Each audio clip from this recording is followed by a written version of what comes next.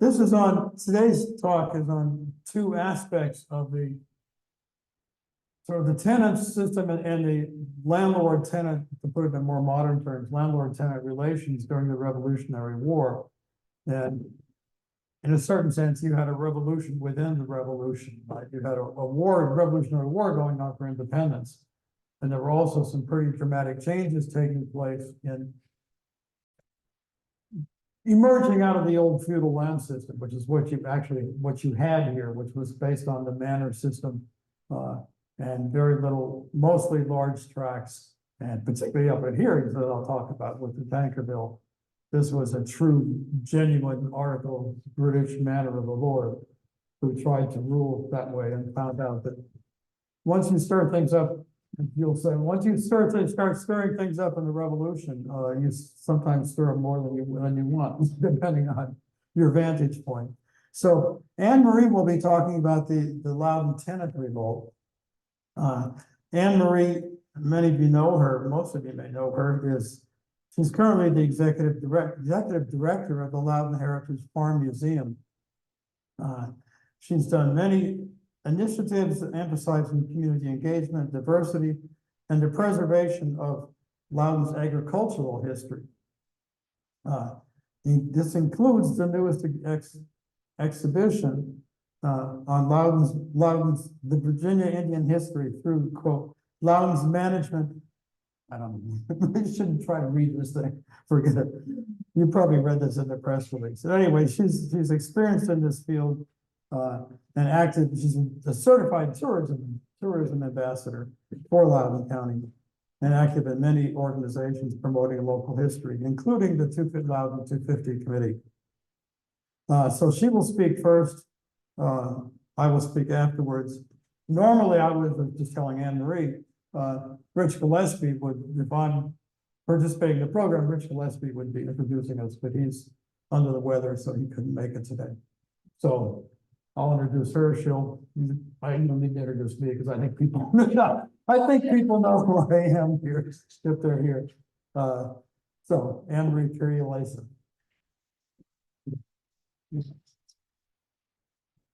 Thank you, Ed. Thank you all for having us. My appreciation goes out to the Lovettsville Historical Society and of course to St. James for hosting us today. And again, I want to underline again, I appreciate everybody's grace giving us another week. I had to go attend to a family emergency in New England. So I'm very glad we didn't have to put this off any longer. Ed and I have had some fascinating discussions about how our ongoing research kind of corroborates and correlates and in some cases differs. And so part of me wondered if we could just record those phone conversations and get them live. So it was have been able to trade some really fun facts about this particular era. Someone somewhere, if you submit a Freedom of Information Act, you too can enjoy those conversations. So I'll jump in. My name is Anne Marie Chirieleison. I'm the director of the Loudoun Heritage Farm Museum. And this topic, the Loudoun Tenant Revolt, is part of an ongoing project that will result in an exhibit to be on view at the Farm Museum starting at the end of this year. So I was just telling Bill, there are many facets of this revolt, of this occasion, of this event that can and should be explored further. But I'm very excited to be here and share what we have so far. So I'll begin by giving just a quick summation of how we even get to 1775 here in Loudoun County. Of course, our colonists are not the first ones to live here on the banks of the Potomac River. There has been human habitation here for at least the last 12,000 years, though likely before, and that is supported through the archaeological record. And we're very fortunate at the Farm Museum to have a large collection of American Indian projectile points, lithic tools, and also pottery sherds, which illustrate the timeline of human habitation here, and thus also the history of farming here in Loudoun County. Because our indigenous Americans were domesticating and cultivating plants in a purposeful manner before what we would recognize as an intensive European system came in. So, but that's as much side note as I can give, because Ed and I talked and we're trying to hold to a strict 30 minutes each here. So I'll have to move on from that. Of course, by the middle of the 17th century, all of the area north of the Rappahannock River and south of the Potomac River was part of what was called the Fairfax Proprietary Grant.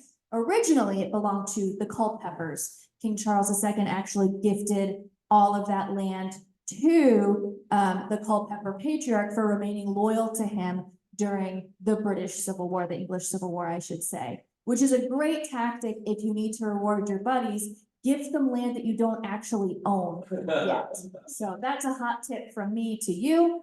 Lord Culpeper here on the top left that proprietary grant to his daughter that you see, and his daughter ended up leaving the proprietary grant to her son, which is how it got moved from a Culpeper family holding to a Fairfax family holding. So Thomas, the 6th Lord Fairfax, was the one who owned all of this property between the Rappahannock and the Potomac rivers when we start to see intentional settlement happening in Loudoun County in the early 1700s.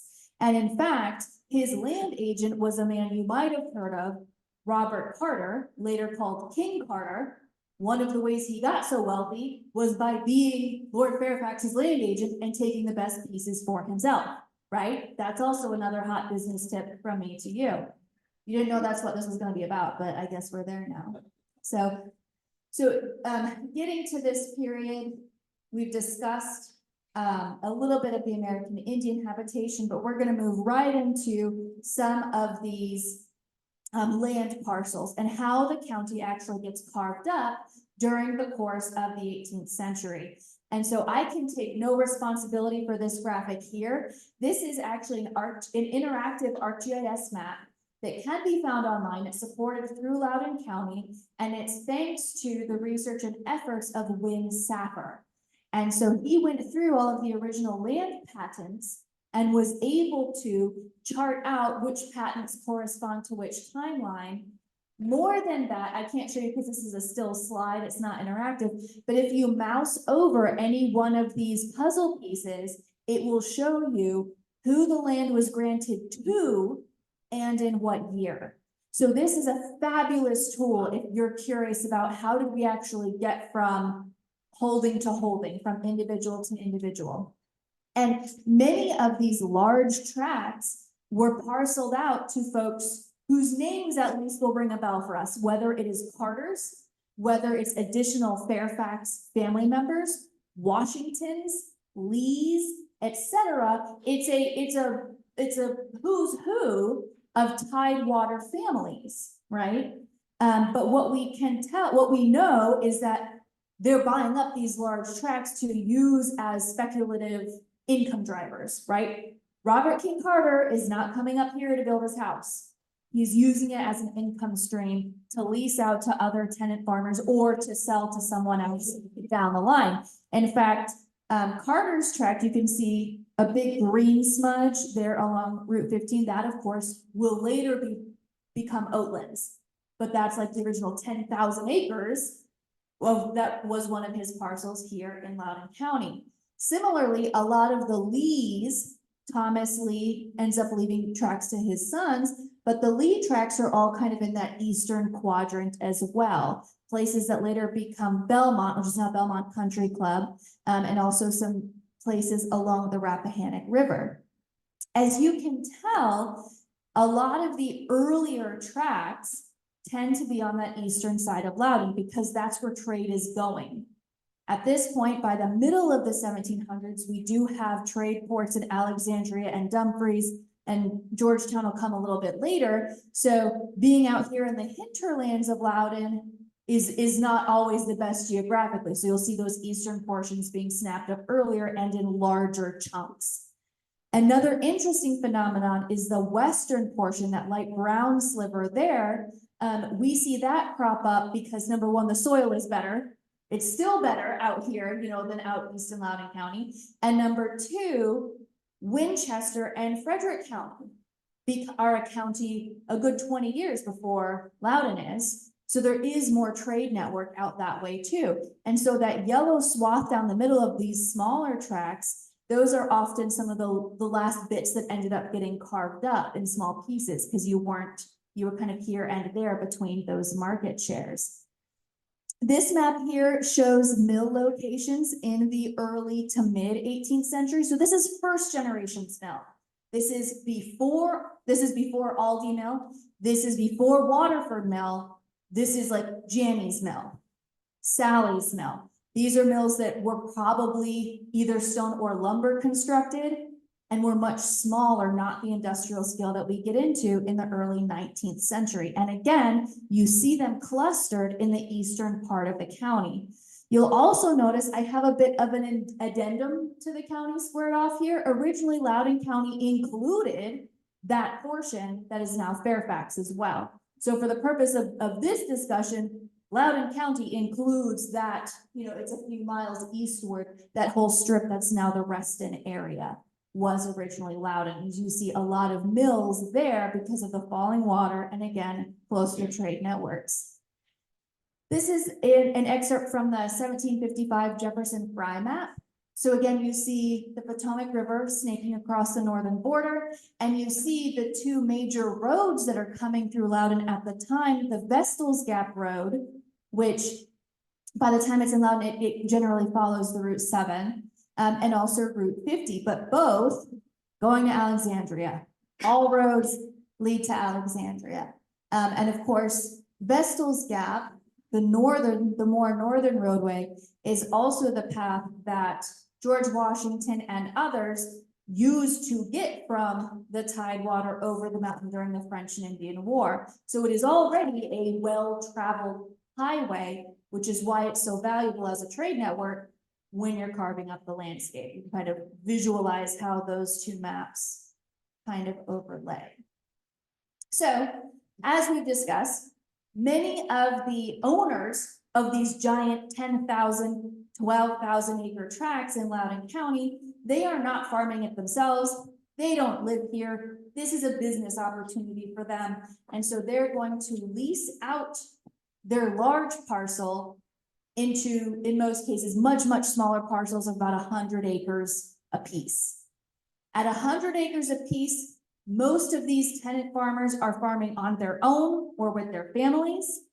They not only are responsible for farming on this land, but they many times have to start from scratch, first getting rid of the scrub or woods that are already there, and then planting in their first crop.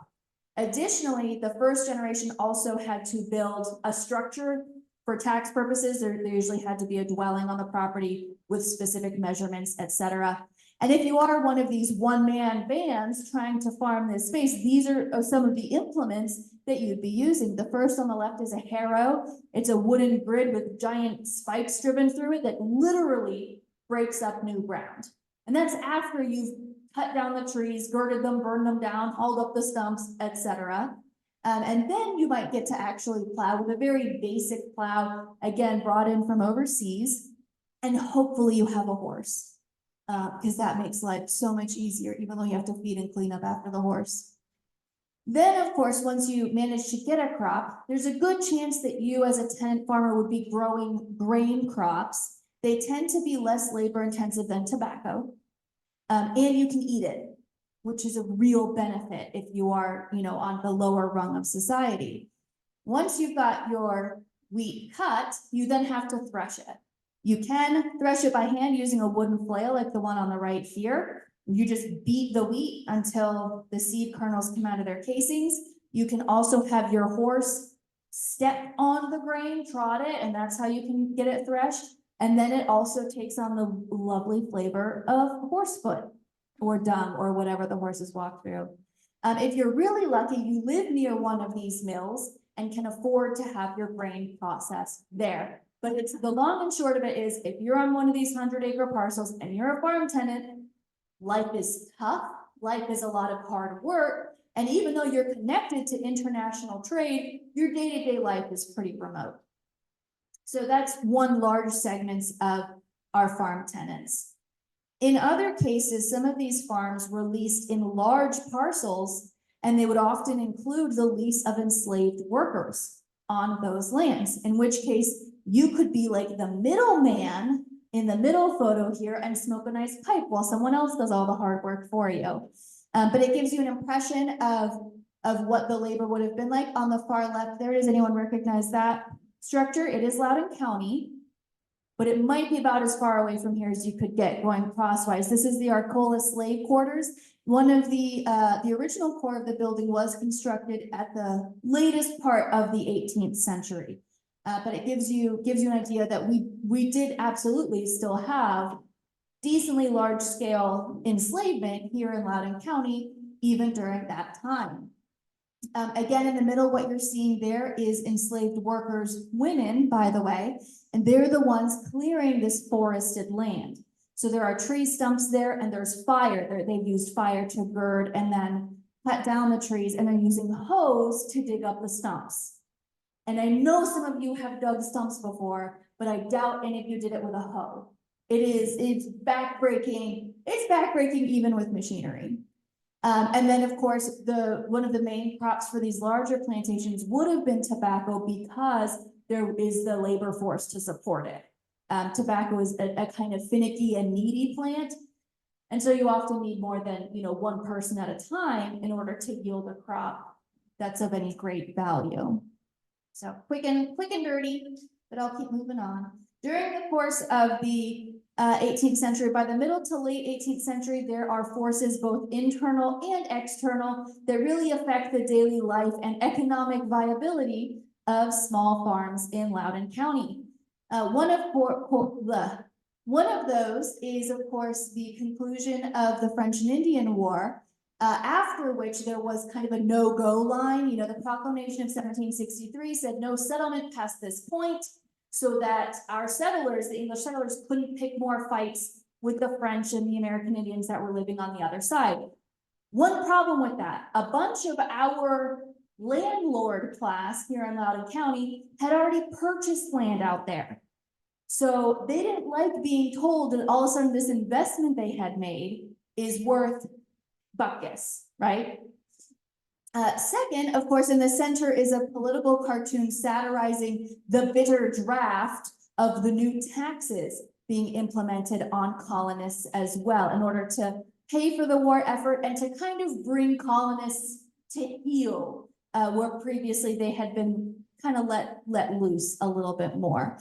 And on the far right, an example of how bad the farming practices were here in Loudoun County.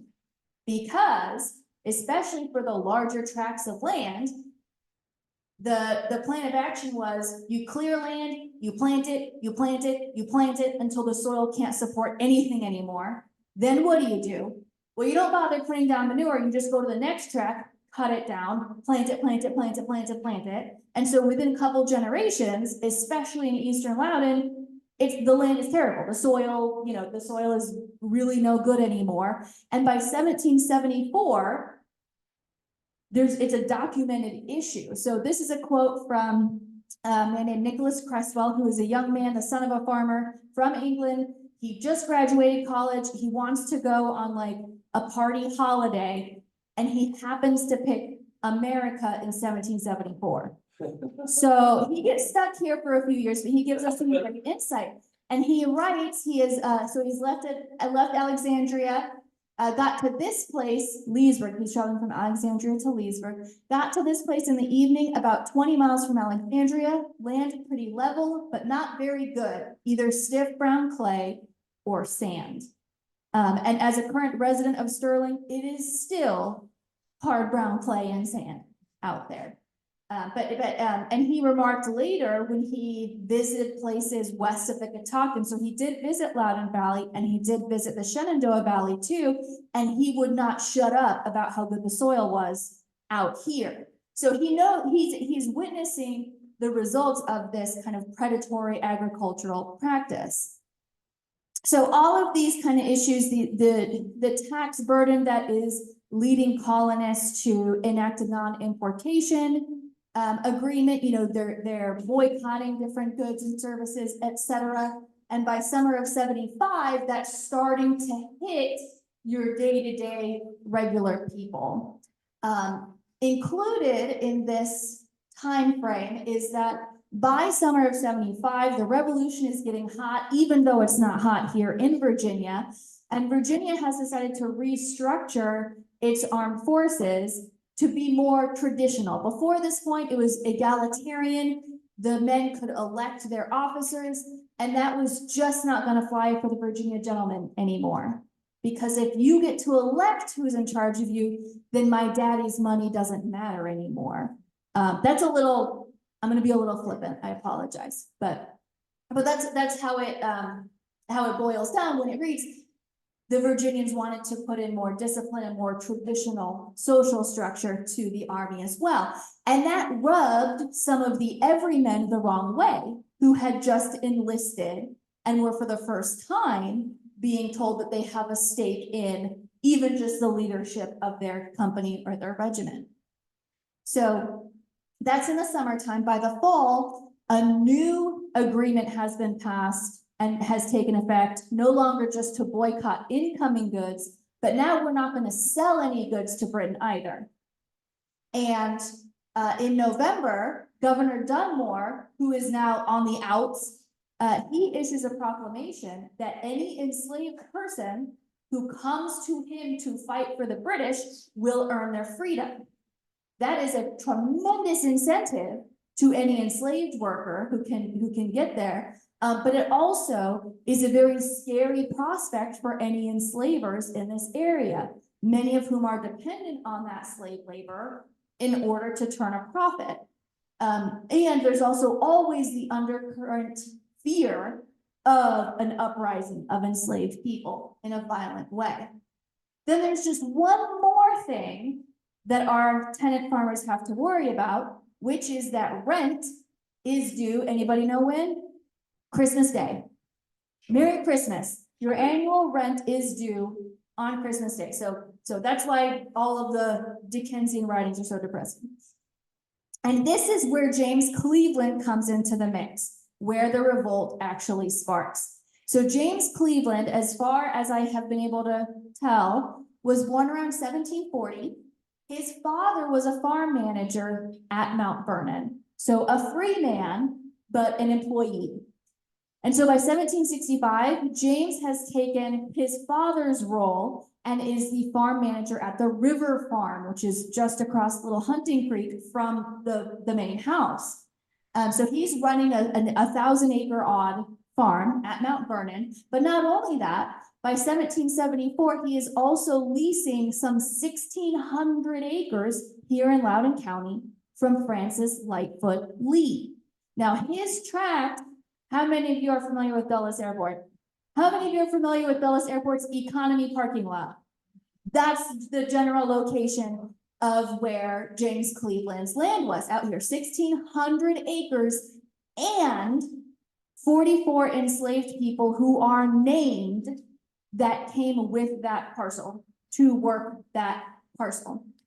Not only that, he's also leasing another like 1,300 acres in Prince William County from a man named John Elliott. So he's doing, like, he's trying to be a proto-gentleman land speculator, but he is still legally landless, right? Legally, he is just as small and insignificant as the one guy plowing up 5 acres at a time, kind of a thing. So he's trying to ride this social line. He is educated, he reads, he writes, etc., but he's in a strange societal place that we don't really think about or talk about much in this time period. So obviously, if he's leasing all of this land by 1774, and then the non-importation, non-exportation, etc. hits, he's gonna be stuck. Fortunately, George Washington comes to him early in 75 and says, I bought all this land in Ohio. You remember that you can't go to anymore, that you're not allowed to develop? Well, George is gonna pay James to go develop it for him. You're not supposed to, let's just do it. We're fighting with the British, so we don't care what they say anyways. And in exchange, you go work this land for a year, build me a mill, plant me an orchard, a couple other to-dos, and I'll give you 100 pounds sterling when you return at the end of the year. Now, this is a great payoff, number one, it's just plain a lot of money, but number two, a lot of transactions have started to shift to paper money. And of course, the problem with paper money during the revolution is that as soon as it's in your hand, it's worth like half of what it was when it left the printer. It's not something you can really bank on, pun intended. And so the promise of £100 sterling is a really good, secure option for James Cleveland, because he's gonna have to pay rent on these giant farms at the end of the year. So he goes out, he another overseer and a team of enslaved workers, because of course he's not doing it himself, they go all the way out to the Kanawha Valley and they construct a mill, they are able to plant an orchard. Apparently they were shocked by this, but a number of their enslaved workers ran away as soon as they got there, which I'm not sure why they were so surprised, but good for them, for those freedom seekers. And so after clearing some of that space, you know, James Cleveland battled through an illness, but managed to pull through. He comes back at the end of the year, it's like October, November, and he goes to at the time, George's cousin Lund, which tells you everything about him. His name is Lund. Goes to Lund and says, I did it, I'm here, can I have my paycheck, please? And Lund, I love this response from him. He basically responds and says, well, how do we know you actually did it? Because it's all the way in the Ohio country. How do we know you actually built that mill? Which I think is the first documented case of pics or it didn't happen. But so there's an argument back and forth between them. And fortunately, this was saved in Washington's papers.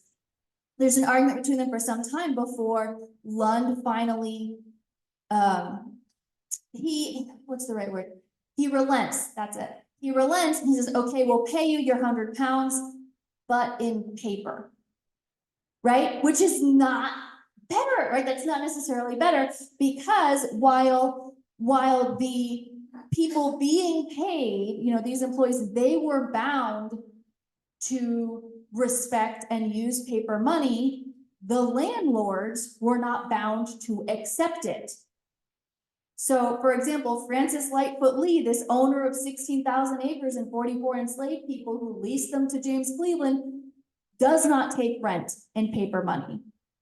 Even though he was like one of the main guys who signed the non-exportation agreement and who like paved the way for using paper money to begin with.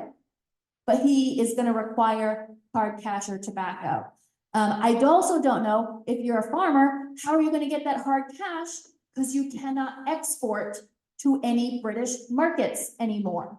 So not only have the landlords closed the markets and introduced paper money, but a good chunk of them are now not accepting any of those payment methods. And so while James Cleveland is kind of an outsized example of this because of the number of acres that he was leasing and because of his work up in Ohio country, the small farmer with 100 acres is in the same boat. He's been, you know, if you're a small farmer, you've been working out here on 100 acres, you might have been able to scrape a crop together with your diminishing lands, right? But even if you did, there's nowhere to sell it to. And oh yes, if you had taken the gamble and decided to sign up for the army and get paid through them, you're also getting paid in paper money. So it's a rock and a hard place for all of the tenants here. And what we see in December of 75, I think an attitude we can all empathize with, they just don't pay. Number one, many of them just, there is not cash that exists that these farmers can give. And two, it's a predatory, you know, it's kind of a predatory policy right now. So there's a rent strike across Loudoun County.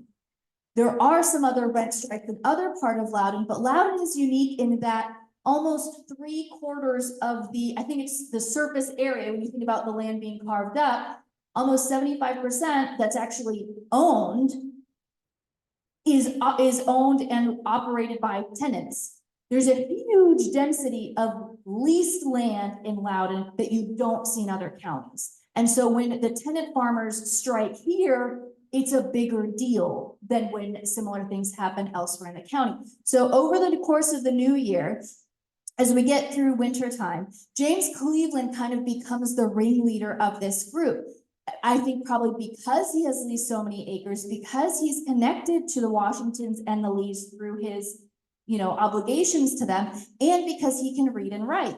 If you're, like one of these guys was a tanner, if you're a tanner, a one-man tanner, and you're more worried about collecting your urine so you can cure the leather and do all the things, you might not be the educated guy who can serve as the center point for your argument. So I am going to read this excerpt out loud. This again is from a letter from Lund, Washington to George while George is fighting a war.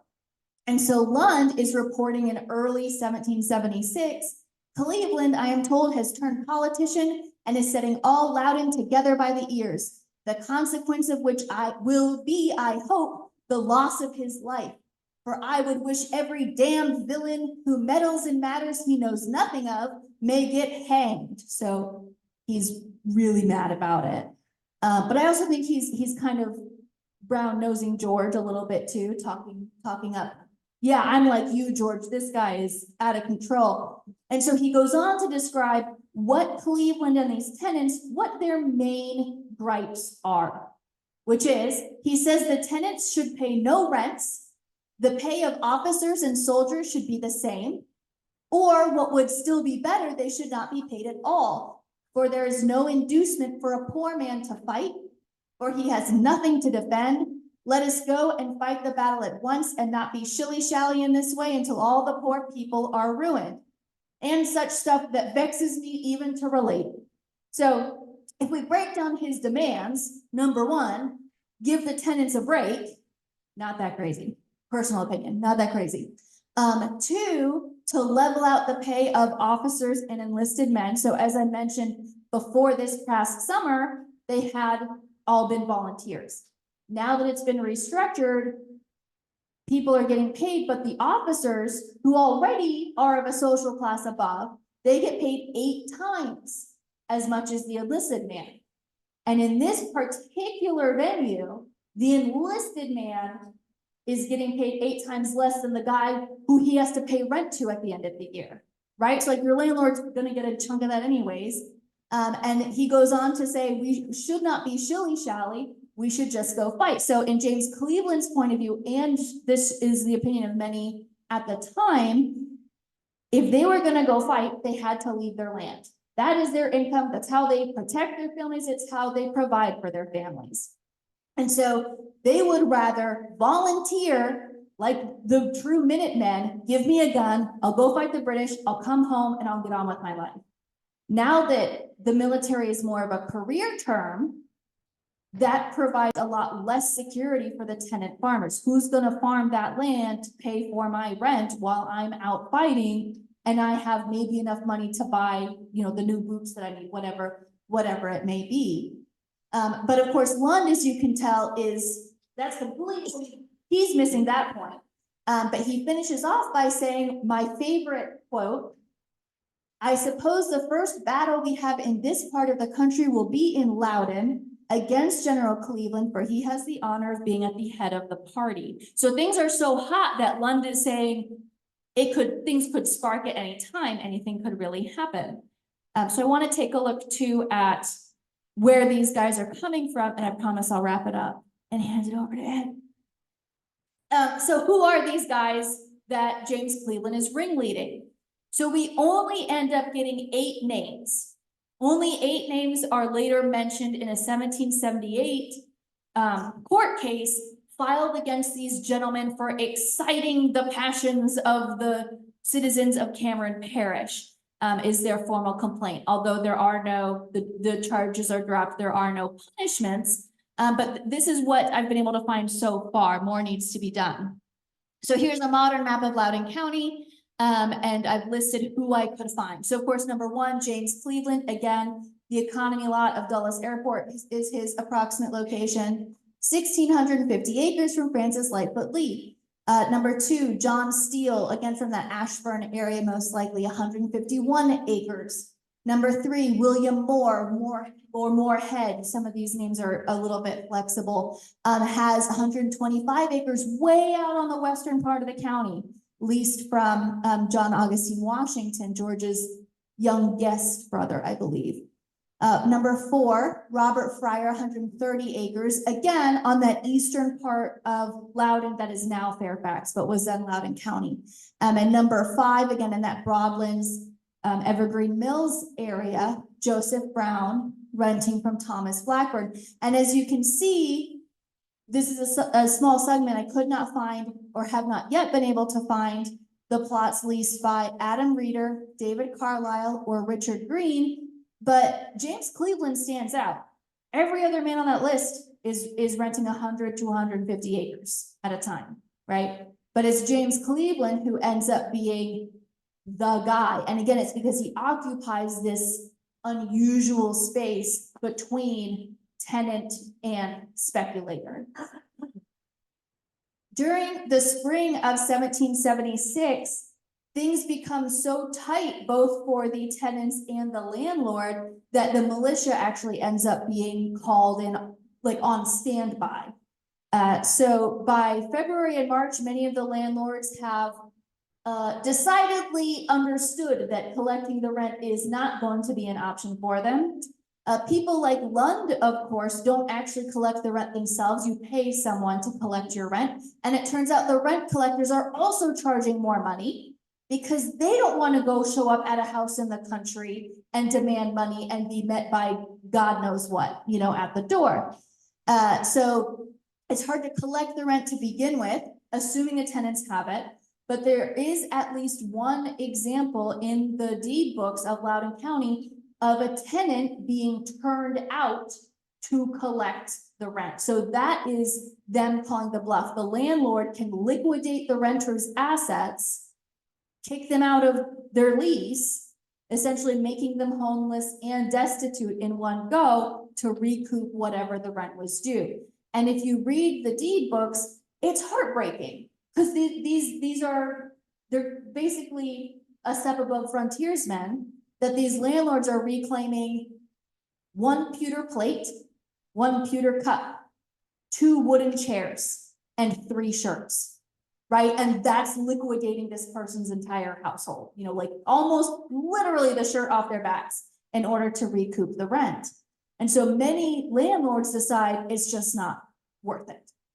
But that doesn't mean that the tenants are any happier about it necessarily. So during the spring, not only are the tenants still refusing to pay rent, but officers from the local regiments are in town trying to run militias and sign these same guys up to fight. Right? So it's a lose-lose situation. These poor guys from the Virginia recruiting offices, they'll come up and set up on the courthouse green. And fortunately, Nicholas Cresswell, that same diarist from before, has a bird's eye view, and his whole summary of the muster is much confusion. Those are the 2 words he uses to describe how this is going, how recruitment is going. And putting, 1 and 2 together, you can only imagine that Cleveland and these other tenants use the muster as a way to also have a public venue to air their grievances, to launch complaints. They're also talking in public taverns, in churches, etc. So using the same methods that our revolutionaries are using to talk about freedom and liberty, these farmers are using to talk about, well, maybe we have some unalienable rights too, at least the right to be able to farm, sell the crop, and pay with money that people will give us.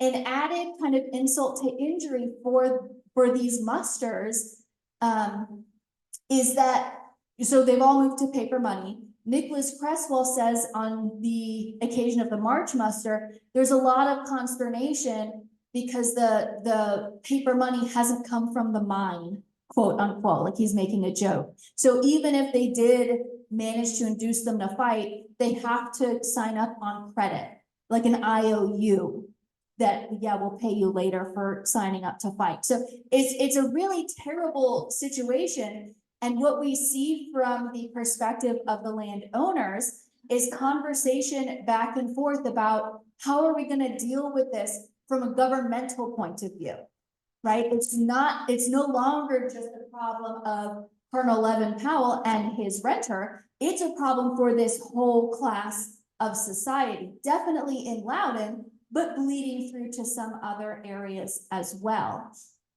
And you'll notice that quote below, that this same group of folks led by James Cleveland and those other named individuals, but probably also signed by others, or at least with the backing of others in Loudoun County, they wrote a petition to the 5th Virginia Convention, so kind of the in-between government of Virginia.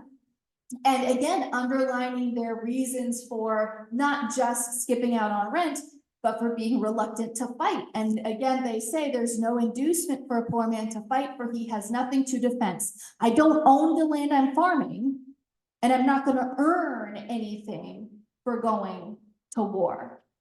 And that was from June 8th of 1776. And then some of you are probably familiar with a historic event that happens a month later, the Declaration of Independence, which is a multifaceted document. Not only, of course, does it, unify the colonies in a new way and firmly establish the fact that we're going to be a new system of government, a new nation, but it also gives Virginia the green light to reconstitute its government to bring these tenants to heel. So there is some underlying current that at the time in Virginia, there was always a main agreement that revolution would be the right thing, that doing our own thing would be the right thing.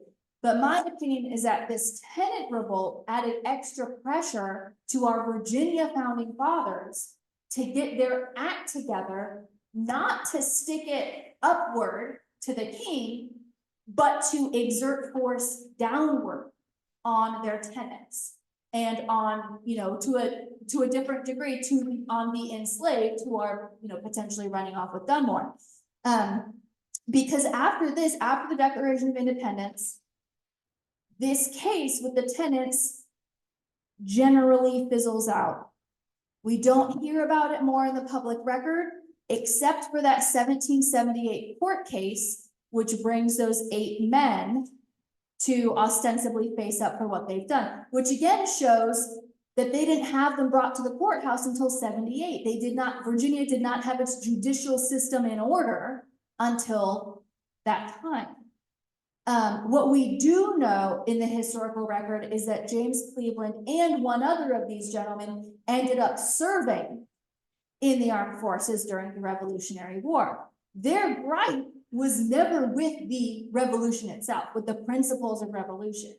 Their problem was, again, what benefit does the tenant have to take up arms? What are we fighting for as individuals? And so one interesting side note is that it's not long after this that Virginia specifically adds bounty land into the list of benefits that you get for fighting. So it's not just you get a paycheck, it's you get 150 acres out there somewhere to own, that you will now have a stake in what is a landed society. So it's long. I did my best. And that's where we are right now with the research on this project. So it's very interesting. It's out of my normal wheelhouse, but it's a really fascinating example of different levels of society that are between, that landlord, that indentured servant, there's a whole middling nuanced range of folks that were often disenfranchised even by the promise of liberty and equality. So I will finally pass it to Ed. Thank you all for the patience. Anne Marie, you set me up very nicely for my part of this. There's a lot of differences between this area, the northern part of Loudoun County, which was the German area and the Quaker area, actually, and the rest of the county. One thing you can see from her map, the map of the land grants, how the southern part of the county and the eastern part were chopped up into small tracts. In the northern part here, you just saw a couple big ones, and that was it. And that's not just because it was settled later, but because of the pattern. As most of you know, there were political, cultural, economic, all kinds of differences between the German settlement and the Quaker settlement to a degree. Beginning with the fact that the people came from the north, not from the Tidewater areas. They came from Pennsylvania. They were good farmers, so that they didn't have the same problem with exhaustion of the soil that you had in the eastern part of the county. And in fact, what later became known as the Loudoun system of farming was based on what they brought from the Pennsylvania and the Pennsylvania Germans, sometimes through the Quakers, but it actually originated with the Germans, who had crop rotation, use of lime, fertilizer, and so forth. So they were also not dependent upon cash crops, by and large. They were famous for being self-sufficient. So cash was less important. They also did not have, many of them did not have formal leases. They were squatters. They were called squatters. You had two major landowners in this area. You had Fairfax, Lord Fairfax, and then you had the Earl of Tankerville. And well, Tankerville is basically the eastern part of what was called the German settlement, from Milltown Road, the road running in front of us here, now Broadway, over to Dutchman's Creek. So everything basically east of Dutchman's Creek, the road here and Milltown Road down toward Waterford was Tankerville. And the western part of that was Fairfax. And Fairfax part was more, he did more leases and had sold some off. But neither one, I don't think, was particularly obsessed with collecting rents. In the manor system and in the British landowning mentality, land was much more important than the rents, than the income. Fairfax was more lenient, I think, with tenants. Probably, he was well respected from everything I've seen. He was not just among the gentry, where he was a mentor of George Washington, close to the Virginia gentry, but he also was interested in development. He encouraged settlement. He gave grants for the local churches, which were also the schools at the time. The Reformed Church, which we're in now, which used to be in the cemetery just outside of town, that was a Fairfax land grant. The Lutheran Church in New Jerusalem was also a Fairfax land grant. And they were basically given grants that, as long as they were used for church purposes, they remained. And this became a legal issue with New Jerusalem about 50, 70 years ago when they wanted to sell pardon. But that goes back to Fairfax. Tankerville was a different story. This was a true absentee landlord, never set foot, he or his sons never set foot in Virginia, I was gonna say United States, in the colonies here, but always operated through land agents.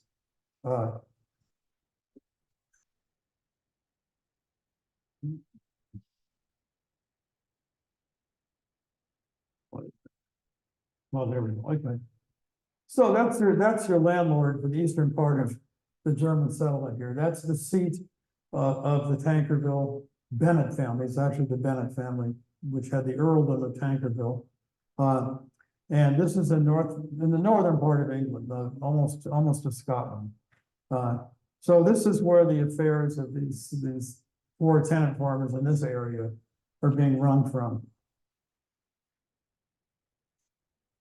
This is one of the earls of Tankerville. Some identify him as the fourth, which was the one who took over in the 1760s after the third earl died. Others identify him as the second, but I imagine they all look pretty much the same. So it's maybe a distinction without a difference. So the third earl of Tankerville, his actual name is Charles Bennett. He acquired this tract, which is called the Catoctin tract, from John Colville. Colville was a merchant and a trador, and also related, as these people were, related through marriage to the Bennetts, the Tankervilles. So Colville owed Tankerville a lot of money, and he couldn't pay the money, so he gave him the land and a bunch of slaves, and this was his deal. So this is how the Tankerville Bennett family become landholders in Virginia colony. And I don't think he had particularly a lot of interest in it. I know most of them didn't have much interest in it. So it took him 3 years after he acquired the land. He appointed a land agent. His name was John Patterson. Went to the Lord Mayor of London, got him appointed there. He was English, and he came over here and he opened up a land office in Leesburg to sell land, but he never sold very much. In fact, the whole period up before the Revolution, they mainly leased. They didn't want to sell land because they wanted to hold on to it. Land was wealth, right, for these people. I mean, when you're looking at these guys, you can't help but think about Jane Austen and Downton Manor and Bridgerton and these families who are, what's their situation? They're struggling to hold on to their land, their estates, right? As conditions change. So land is what's important to these guys. So his agent who operates only does 14 leases out of the whole tract there, which is about 12,000 acres. Up until, well, pre-revolution, only up until really 1765, 10 years before the revolution, time of the Stamp Act. So the land is what seems to be important to them.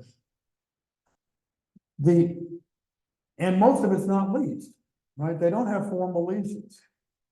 They're promised leases, and so Fairfax did more leases than Tankerville did. But for the most part, when you say squatters, it meant that they came in. Now, the landowners were happy to have them come in and develop the land. It was a condition of land grants that they had to be improved. In fact, the strict condition was that it had to be improved within 3 years, or you would forfeit it. So having people come in, and when you had leases, the conditions were very specific. You had to build a house of a certain dimension, a barn of certain dimensions, 100 acres of apple trees, 100 acres of peach trees, fences, and so forth. So, and particularly when the Germans came in, they were anxious to, here was land here which they effectively got for free for developing it. And even in terms of leases, when they had them, it looks like the first 3 years of ground rent was free because you were taming the land, you were improving it, and cutting down the trees, built houses, outbuildings, and setting up your crops. So that's the way it operated, and they didn't seem to be. They promised leases to a lot of people, but a lot of them didn't have it, and particularly in the Tankerville portion. So but they're subject to the same pressures that Anne Marie talked about, but in a little different way. I don't think it came about so much because since they weren't anxious to collect, didn't seem to be obsessed with collecting the rents. And there were no quit rents as far as I could see in this area. The normal quit rents went to the king. The condition that Fairfax grant was they went to Fairfax. He collected them. I've seen only 1 or 2 references in the Tankerville, all the land cases and so forth, to quit rents. It was not a principal mechanism of land ownership in this area, as far as I can see. But come the Revolution, there was a lot of concern about loyalist property, British subjects owning property here, who were loyal to Britain, were loyal to our enemy in wartime. And so in 1777, the Continental Congress recommends that loyalist properties be confiscated and sold, and that they be invested in the Continental Loan Office to support the Continental Army. Virginia, which always has to do things a little different, went for sequestration rather than confiscation. Sequestration meant that the land was basically taken over and the proceeds were to go to the army or to the militia. So you didn't want the British landowner sending his proceeds back to finance the war against us. So the way if that worked was they still held title to it, sequestration, But the rents and any proceeds or from land sales were to go into the land office and then be used to support the revolution. Virginia did that in 1778. In the beginning of 1778, passed its sequestration law. Now, well, we may go back to that if we need to.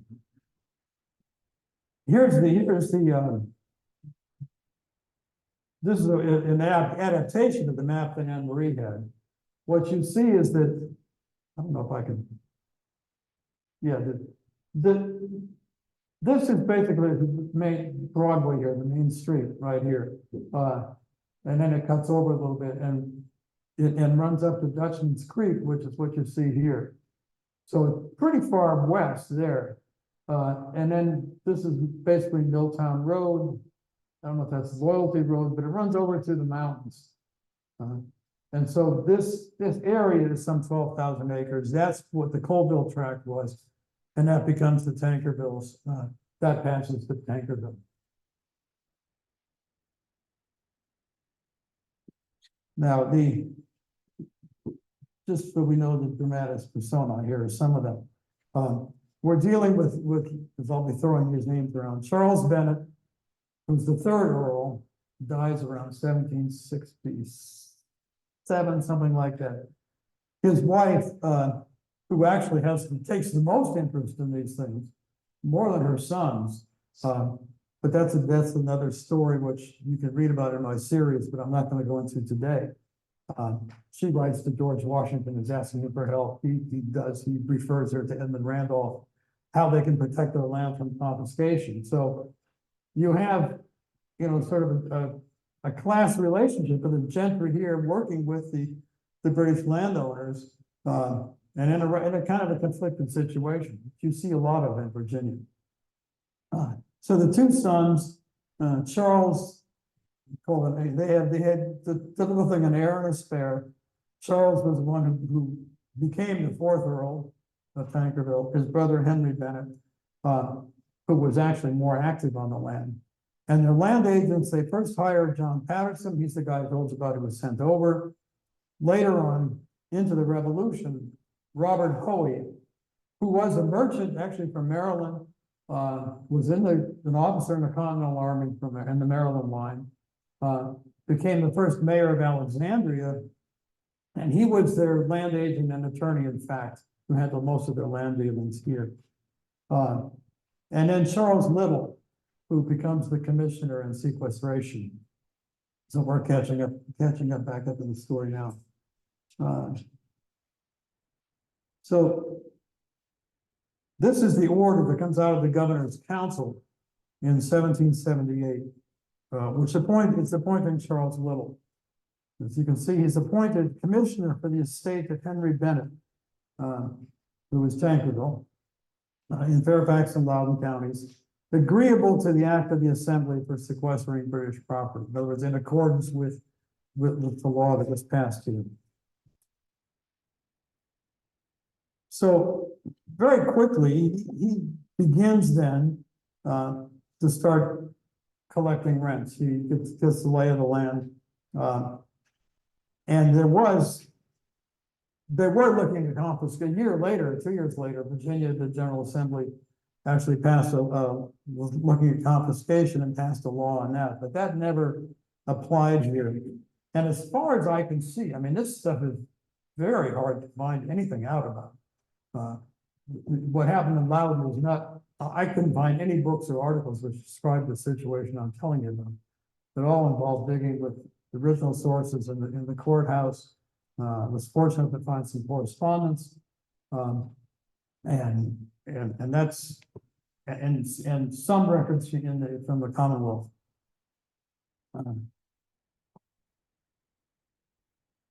So even this order, this order here is recorded not for many years. It's finally recorded in the county court here in Loudoun.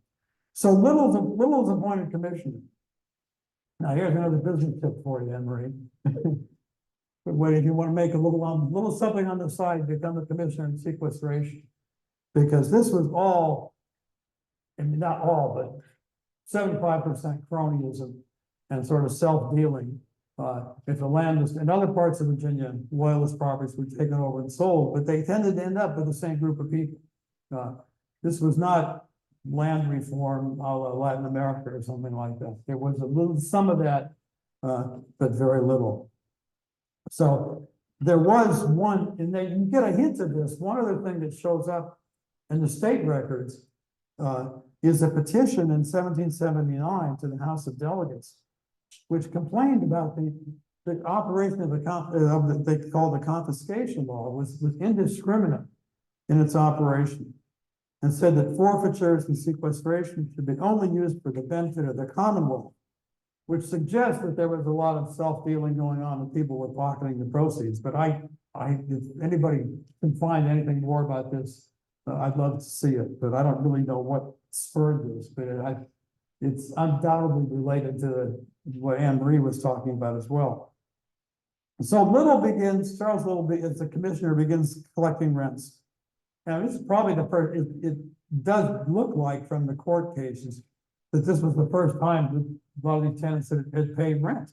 So he deposits 131 pounds in December of 78. And in May of 79, he deposits 1,200 pounds. Now this you're really not going to be able to read, but that's a line in the original, one of the original account books showing 131 pounds sterling deposited for a total in the account of the Bennett Tankerville account for 1,219 pounds and 42 shillings. So he did collect some, it did go into that, but then he kept collecting, and he kept on collecting, and the law expired, and the General Assembly withdrew the law, and they're still out there collecting rents. So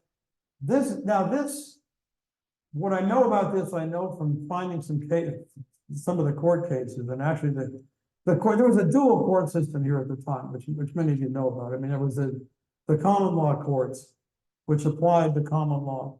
And then there was the courts of equity, which were called the chancery courts. They were supposed to be courts of justice.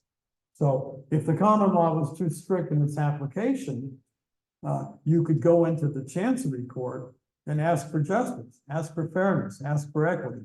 And that system, it actually, worked pretty well.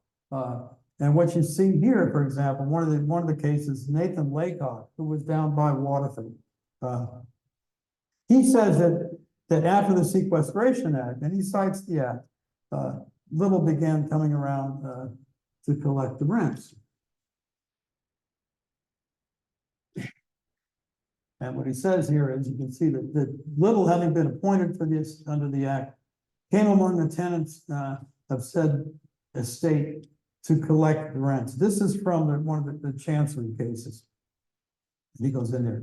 And then, as usual, he says he paid the taxes, even though he wasn't supposed to, because Little was threatening him. Little and Hoey was involved in this stuff as well. Were threatening that he would be evicted if he didn't pay the taxes. So he went on to pay the taxes, and this is up through September '82. This is after the end of the Revolution. And this continues, as you'll see, for years after the Treaty of Paris. And these issues were not settled. It takes 20 years from the Declaration of Independence for Tankerville finally to divest himself of his properties and to allow the tenants to be able to buy, because they could not buy the land, they worked them, right? And that's the same thing Anne Marie was talking about. So he said he paid the rents and taxes, was given a receipt, but then the sheriff came on. This is John Bench, who was, you heard about other contexts, but his job was to come around and make distress, which is to hold a sheriff's sale of his personal property. He didn't take the land because he didn't own the land. So what's complained about, particularly here, is livestock and furniture, which is livestock is what they depend on to support their families, to have a living. And these guys come in and are selling this stuff off, auctioning it off to collect these rents, which Tankerville himself had never bothered to collect. And then he has to post a bond called It's called McLevy or McLevin bond. If you're gonna want to stop the auction, you've got to post this, which was also a great hardship. So he says that Little admitted that he was collecting more rent than would have been due, even if he had paid it all, right? If it had been paid all along, and he had not made any payments on it. And so, well, these guys didn't know what to do. These are not people who were hanging around the courthouse, who were part of the gentleman justices for the most part, and who were familiar with the operations of the law. So eventually he does go into court. He got a judgment, Little got a judgment against Laycock for 22 pounds. The rents were generally calculated at 3 pounds per 100 acres per year. And he says he was overpaid, so, but, and this was typical. Another one case, which is very interesting, and these are the only two cases I could find in the Chancery records. Samuel Schooley, who was a Quaker, near Waterford, he and two German settlers, Adam Wolf and Thomas Davis. Davis was a German name, spelled Tehvis, generally Tevis, that became David Davis. So you can't tell by Davis if it's English or German. You got to look at who the person was. They had no written leases. And what happens to them is the commissioner, Chirieleison, came onto the land that the tenants were occupying, demanded they pay back rents at inflated rates. When the tenants couldn't pay immediately, Little seized their personal property and forced it to be sold. All of this was accompanied by threats and legal maneuvering. This continued, this went on even after Yorktown and the Treaty of Paris. This stuff, they're still doing this under the color of this sequestration law, and Little being a commissioner. So very aggressive on this and dealing with tenants who don't know what's going on. This is one of the things that Schooley's petition says, that these settlers, being mostly Germans, unlettered men, unacquainted in the laws and customs of this country, so they had an additional language handicap, and a part of not being familiar with the law and so forth. So they were, to say they were being taken advantage of is to put it pretty mildly. So he said that they first tried to sell off, they sold some of their own livestock and property to try and meet the demands of Little and Hoey, who was there. But they kept claiming more and more, claiming arrears and so forth. So they said it's a matter of justice that the Chancery Court should give us some relief. And he said, they say in the petition, they wanted to get legal advice to find out if this distress, what's called distraint or distress was the term used, if this could be done. But Little and Hoey had bought up all the lawyers in the county, right? So that they couldn't even find a lawyer to represent them. And this is stated in their petition to the Chancery Court. They also obviously were getting in discussions with some people because they raised the question of whether it was even legal for them to pay Little as an agent for, because this is the General Assembly had said that you couldn't pay British debts to the British or the Scottish and the merchants, and they were, most people were delighted with this. The big target was more the merchants, the Scottish merchants, than the landlords in Virginia. But he raises the question of, well, since the General Assembly is prohibited paying British debts, and he's acting on behalf of Henry Bennett, a British subject, if the court should decide whether this is even legal to be done. So they go to the Chancery Court, or they get a judgment. These guys get a judgment in the common law court. They go to the Chancery Court, ask for an injunction against this. And in some cases, they got that if they put up a bond. These guys, Schooley, Davis, and Wolf, their case was dismissed immediately by the Chancery Court. Laycock's case was a couple of years later, and he actually he got some relief from the court. But at some point, there's a shift. which takes place, probably around 87, 88, and it's obvious by 89, that the courts begin ruling in favor of the tenants, right? Or with most cases, you're having a settlement which sort of slices the apple in half. It gives the landlord demands. When I see the judgments that were given, it's maybe half or a portion of what the landlords were demanding. So the tenants paid something on them. But in many cases, they were awarded leases, which they had been asking for and they hadn't had. Because this is what first got me interested in this, was noting that in the late 80s, all of a sudden, the people in this area who I was researching started getting written leases.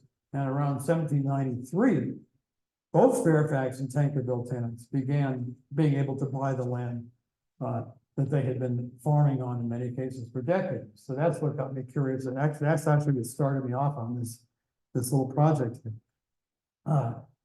But what would go, and since I wrote the series, did a little more work on, you see it beginning in 89, a whole series of leases, lease for lives, they're called. This is a feudal instrument where you get the lease for your life, generally 3 lives, they're called lease for 3 lives.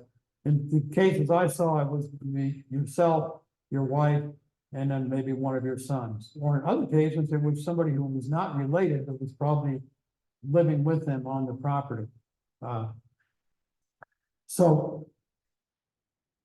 as I just went through these over the past 2 weeks, I had seen some of them that said, well, so-and-so having a deal with this. First, these are cases I saw. I'm looking at Revolutionary War papers. It'll say that so-and-so having obtained a judgment is entitled to a lease.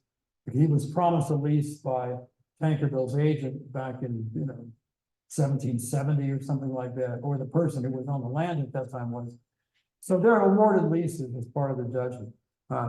And as I kept going through them, I found that there were 37 leases that were done from 1789 through 1791. Every one of them was either a judgment or a settlement. In fact, in the 35 said judgments, the other 2 said settlements, which means that was part of some sort of litigation or adversary process. What happened is that the courts started, there's mostly cases you can't find are not there. And if you ever tried to look through what's called the loose papers at the courthouse, they're difficult to find, harder to read, but at least some of them you can see what happened, and they're very enlightening. But a lot of it's just gone. Some of it was in a different court called the General Court, and I haven't been able to locate that. But you see what happened in a letter that, and this I'll wrap up with, because I know we're running a little bit late. I did locate some correspondence between Hoey, the land agent, and the Tankervilles with the Earls and the Dowager Lady Alice. In a letter that he writes in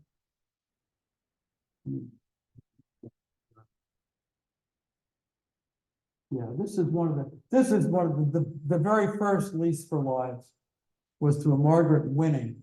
Now these properties were all Bart's not here now, but Bart Hodgson, who was sitting up here. People know Linden Hall, right up the road a bit on the Berlin Pike. That was previously the ATM Miller property, and before that was Nicholas Borders. I was always confused by Borders. I said, what's this English name doing in the middle of all these Germans? But his name was actually Nicholas Bader, B-A-D-E-R, and he was German, and he ended up in Bedford County, Pennsylvania, like a lot of the German settlers here did. But they were all, so basically the north of the present town of Lovettsville. There was no Lovettsville at the time. So she was up the road didn't exist either, but the properties were here. So her husband had gotten a settlement, as it says here, that he obtained a judgment in the General Court of Virginia for a lease of a certain lot of land promised to him by John Patterson, agent for Charles, Earl of Tankerville. Now, these cases I cannot find, but they are reflected in the leases. So I also located at the University of North Carolina.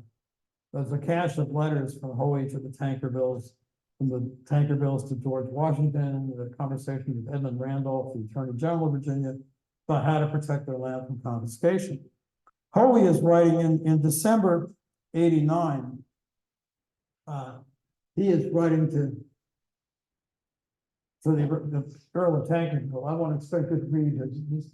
It's up there on the screen, but you're not going to be able to read it. But it starts, you know, dear my lord, my lord, my lord. He's lamenting what's happened, and they had a couple problems with the Tankerville land. One was, of course, the tenants, and the courts were beginning to rule in their favor.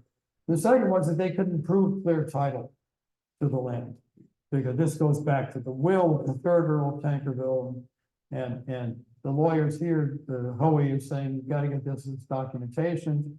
The two Tankerville sons were not the most diligent, and it's actually the dowager who's the one who finally collects the documentation, gets the will, the proving of the will, and the basically by the Archbishop of Canterbury or somebody, and gets the documentation in here. But he says we have, since the August court, when the suits were called for trial, we've been obliged to take them out of court and arbitrate on terms that we never would have submitted to if our lawyers hadn't advised that no action could be maintained on the copy of the will in possession. So they had to go into arbitration, and they had to start making concessions, which he's really crying about.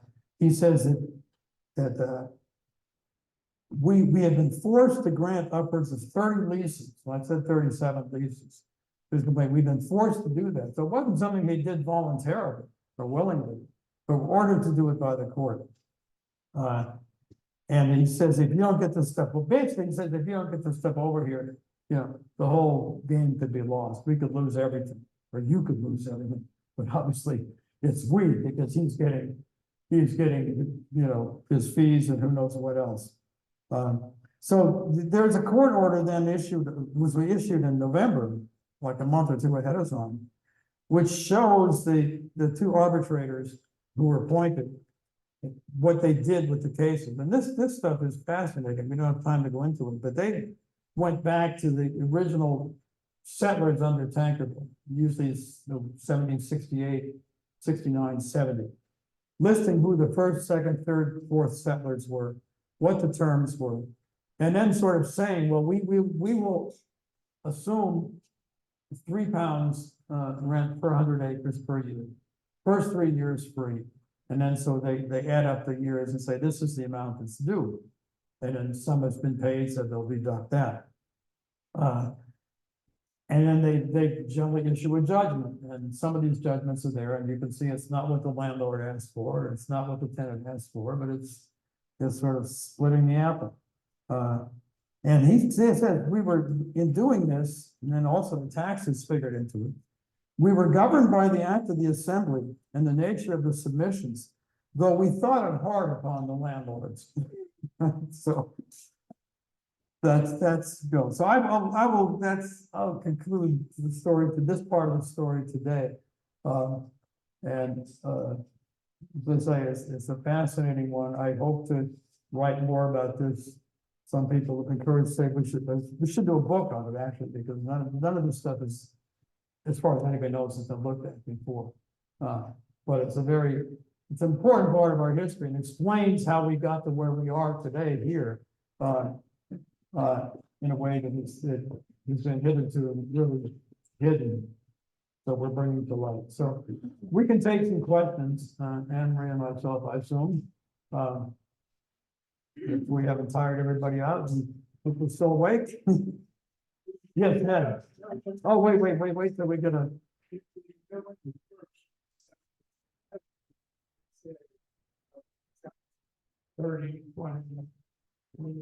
The short answer is no, and I don't think anybody does. There are people who will say, and there's a good case to be made for the first ones coming down around 1731, which is when the valley opened up for settlers, and Yost Height and Van Meter advertised in Pennsylvania for people to come down here. And then the story is that Lord Baltimore said, well, they're going through Maryland, we're gonna keep some of these people here, these Germans, they're good farmers, we want them here. And then some of them may have been coming through here, came back through here and said, well, here's good land that reminds us of the Rhine Valley, but the rolling hills, it's got good soil, it's got limestone, they follow the limestone, right? Looking for good soil. And so some came here, but I don't think 60 families came here at once. You know, I think from what I've seen, probably the majority of the German settlers came here in the 1750s, or up before the French Indian War. Not much came during that, and then some afterwards, coming from Pennsylvania and Maryland, but no one knows. The tithe lists are, even the tithe lists there are some from 1750s, but there's hardly any German names on them. So I don't think that they actually came up here, even for that. Yes, ma'am. I was confused, and this probably just shows that I don't understand the politics of leases, but you had said in this latter part of your presentation that they were forced to give leases. Well, weren't those tenants already leasing from? No, they were informally, Informal. but they did not have written leases. So the written leases were, so it's formalizing the leases that they already had was of advantage to the tenants. Well, it's the same thing if you rent a house or an apartment, and you don't have a lease, you can be thrown out, you know, at the landlord's whim. And that was the case here. They had no legal protection unless you had a lease. And if you go in and you take, and this land, remember, this was all just forested, right? When settlers started coming in here, and most of those settlers coming from Pennsylvania. If you clear the land and you build a house and you build a barn, and the barn was bigger than the house, and you plow the field, you cut the trees down and plow the fields. And in about 3 years, you're actually able to farm and and support yourself.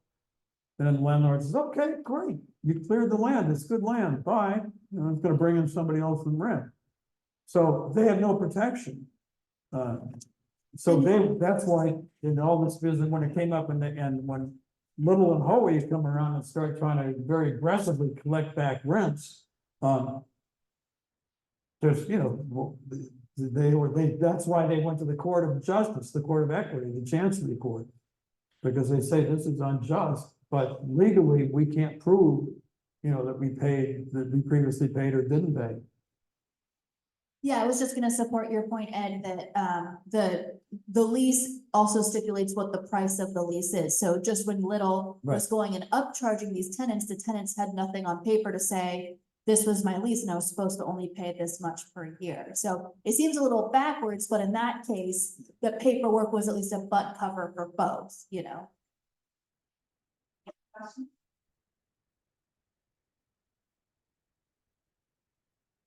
I've got two questions. One, how did the Colville's Carters make their money? Did they pay Thomas Bennett for the right to lease the land, or what? How did they make it? Well, it started with, as Anne Marie said, it was all Fairfax, which was all the northern neck, 5 million acres, right? And Oakville got the tract from Fairfax. Fairfax, right. Yeah. So how did he make it? Well, Fairfax himself, the British side of that, I can't speak to how the English lords came in, surely by conquering someone. But on this side of things, by the time we get to Virginia, it really is in the speculation of land. And one of the reasons why this becomes such a hot topic when it does in the first half of the 1700s is because we have trade ports now. So the land is worth way more than it was in 1650 because now a farmer, ostensibly someone else, can turn a profit on it. So while Fairfax will sell off the lands, he's actually going to make so much money off of that one-time purchase that he's gonna be fine, and those are the tracts that he sells. He'll also keep So you're some, Colville bought. the Right. land from- bingo, yeah. And then how did Colville? He My, was- he, He's a merchant and it's called a merchant and a baron. Collecting rents? Or what was he doing to make money? There weren't many people on the land when he had it, Right. So why would he buy? because land is wealth. In the British mentality. If you're talking feudalism here, right? Land is wealth, land, and that's what So gives you, presumably he bought it to lease it. it was counted as like, it would have been an asset, not necessarily an income stream Yeah. for Colville, if that makes Yeah. sense. Whereas he owns the value of the land, even if he's not going and getting these shillings per acre.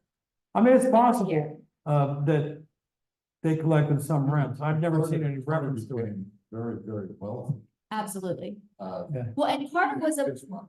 and Carter was much more of an administrator with his lands as well, in terms of taking an active part in getting the rents from his So lessees. he got his money. All right, that, I guess that answers the question. Second thing, I think there's some complication here because I've personally viewed the brand for the Taylor Scott Mill project. It's still in the Brown family, if you ever want to look at it. Yeah, they still have a copy hanging on the wall. I've taken a look at it and thought, and it comes from Fairfax. Cove, Okay.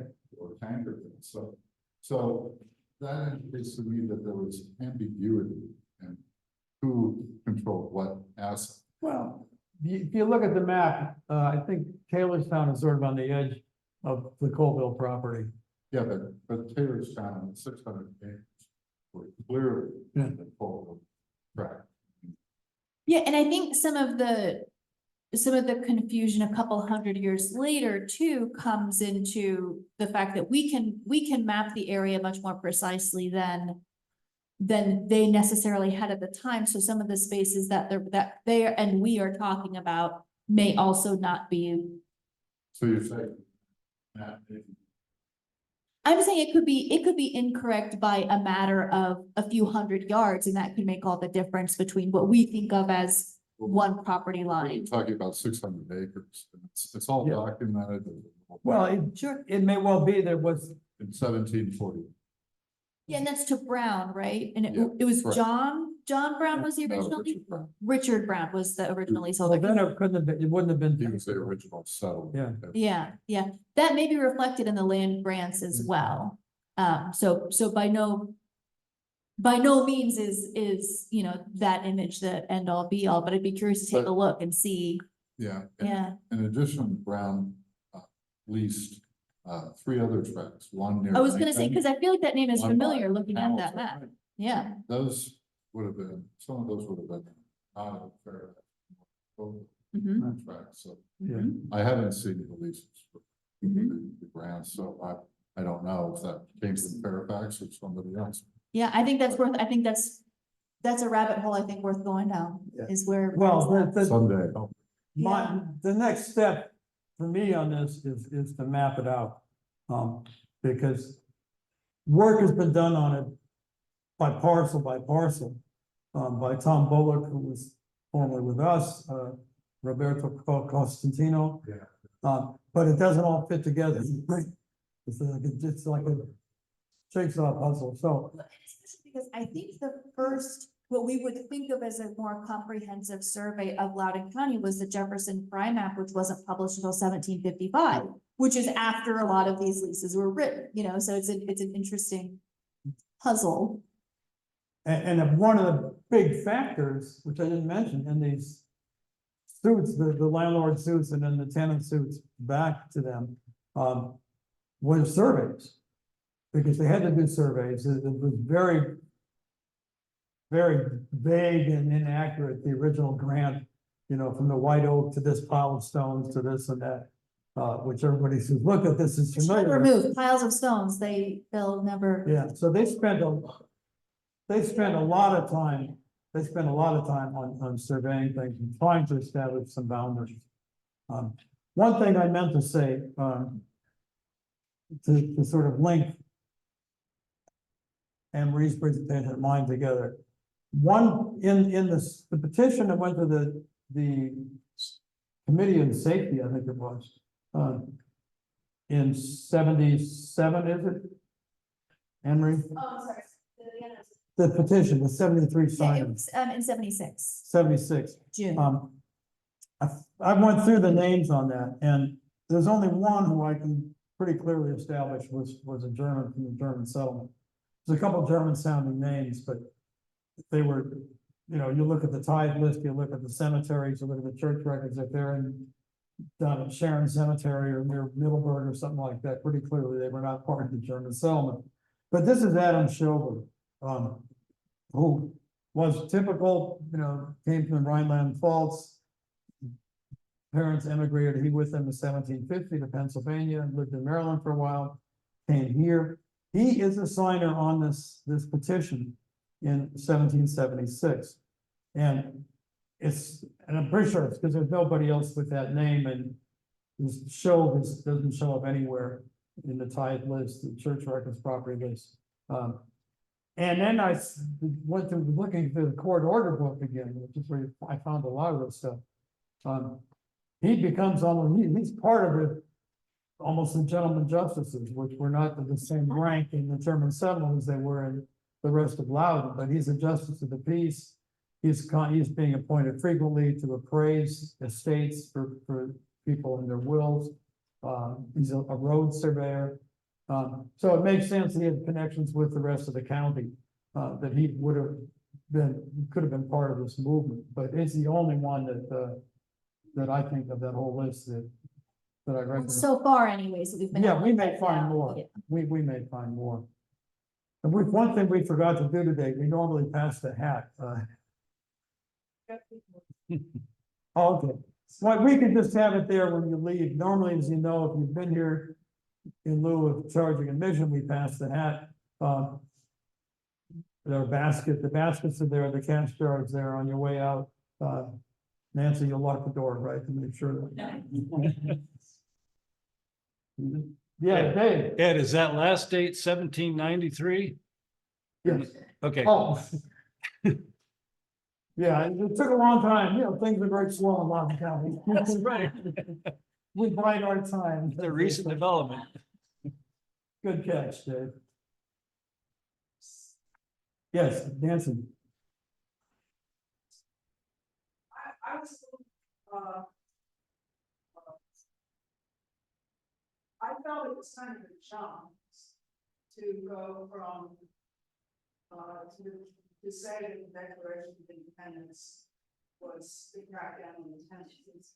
You must have something to say relevant to that, because you didn't say anything happened. Yeah, so much more could be said, and that was kind of a very quick and dirty take on the Declaration of Independence. But really, my point in saying that is, Virginia leadership from 74 to that point in 76 was kind of between a rock and a hard place of how to administer the new state. And part of that was trying to there were still some holdouts that didn't really want to see Virginia become part of this new nation, right? That kind of wanted to hold on those ties to the Old Dominion. And so there are a couple of historians, Malcolm McDonald's one, who's written more about this from this perspective. And so it's very much a personal opinion, but one that, I encourage others to kind of think about is, this Virginia leadership, when the tenant revolt is happening, they can't at this point charge the tenants in court because the court doesn't answer to a Virginia government yet, right? So there's not a really good wheel of justice to grind these tenants on to sort out, do we give them a pass? Do we not? And how do we also arbitrate these same tenants who are also telling us that they have no inducement to fight in our army, if we can't add an added benefit or give them some stake in the system. And so it's not so much that the Declaration of Independence itself was a tool to push down on those tenants, but the Declaration of Independence gave a firm bookend to Virginia is going to administer itself as a new state government, which will enable it to deal with the tenant revolt in a more efficient and structured way, because there will actually be a legislature, a judiciary, et cetera, that will have a system in place to handle it. So that's a little bit more of a nuanced, more purposeful explanation of what I meant by that. But as you know, I mean, Virginia, they sort of the old government, meet the new government, same as the old government, they say. It was a lot of the same people, whereas in Yes. Massachusetts and other places, it was not, right? So here you had a gentry that maintained its hold on power. And as you know, as my wife and I discuss this stuff, tanker bills, they write to George Washington and say, we're worried about confiscation, can you help us? Because he's tied to the Fairfax and everything, and he says, well, I'm just straightening out my own affairs, I just got home from the war, but I'll send you to Edmund Randolph, you know, who's the Attorney General, later governor, and he's advising them behind the scenes how to avoid confiscation, while the General Assembly is trying to figure out what can they confiscate lands, right? Right. And that wasn't necessarily, I mean, it was, given the way Virginia was set up, I think it was always gonna end up being that way, that the same, those that are in power would remain in power, but I think this tenant revolt gave a little bit of an inkling to those that are in power can keep their power, but they do have to now tread a little bit more carefully. During the tenant revolt in the winter of 75 to 76, I forget which Virginia founding father it was, but wrote to Colonel Levin Powell, who is a landowner, as well as, I think he's an officer in the 6th Artillery during the war too, but writes to Levin Powell asking, how is the spirit of leveling going in Loudoun County, which was of course the big push in the English Civil War to tear down the aristocracy.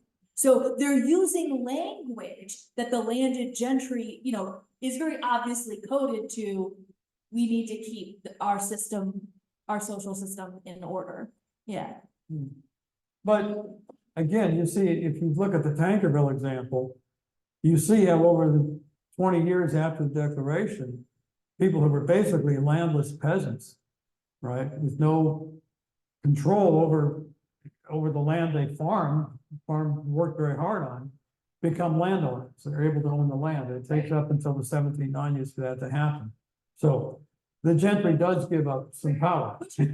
Because of course, as I'm sure everyone here who's at least nominally familiar with Thomas Jefferson, the yeoman farmer is the champion, according to a lot of our founding father Virginians. They see an honest, hardworking, small-time land-owning farmer being like the epitome of this new America, and yet they're the same landlords that are dragging their feet about enfranchising these same yeoman farmers. It's an interesting conundrum. All right, well, thank you all for coming. Thank you for your attention. So a long session here. And come back and hear Nancy in September.